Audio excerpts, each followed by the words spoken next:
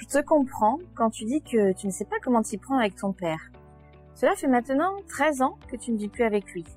Il est donc normal que tu sentes une distance entre vous deux. Mais tu sens aussi que tu as besoin de passer du temps avec lui et qu'il faut que vous brisiez la glace. Pour vous rapprocher, il serait bien que vous puissiez partager des moments de qualité autour d'une activité. C'est certainement ce qui aide le mieux pour briser la glace. As-tu déjà réfléchi à ce que vous aimez en commun? Cela peut être le cinéma, faire du sport, de la randonnée, de la musique, visiter des musées ou aller au fast-food ou faire une partie de jeux vidéo. Tu peux aussi lui proposer de venir te voir à une compétition sportive, si tu es dans un club ou à un concert, si tu joues d'un instrument ou toute autre activité que tu pratiques. C'est souvent de cette façon-là que les liens se créent, en partageant des activités. Tu peux aussi demander à ton père si tu peux venir chez lui les week-ends, peut-être même pendant les vacances. Et puis, si vous habitez dans la même ville, vous pouvez envisager de faire une activité ensemble une fois par semaine. Et puis, si tu te sens trop timide pour lui proposer toutes ces choses de vive voix, réfléchis à lui envoyer un mail.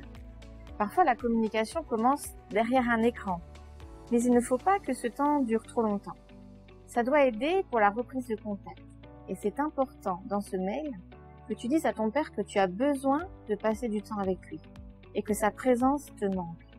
Il faut aussi que tu acceptes que pour parler de sujets intimes, ça peut prendre du temps.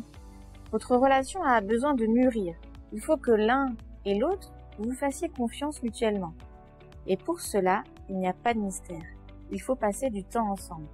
Je voudrais aussi t'encourager à demander à ton père qu'il te parle de son adolescence, de son enfance, de sa rencontre avec ta maman.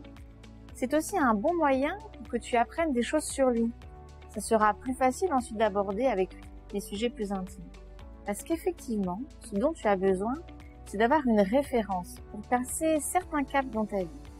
Dans ces moments-là, on cherche souvent des réponses auprès de ses parents. C'est en tout cas une très belle aventure que tu t'apprêtes à vivre en reprenant contact avec ton père. De beaux moments de qualité vous attendent ensemble.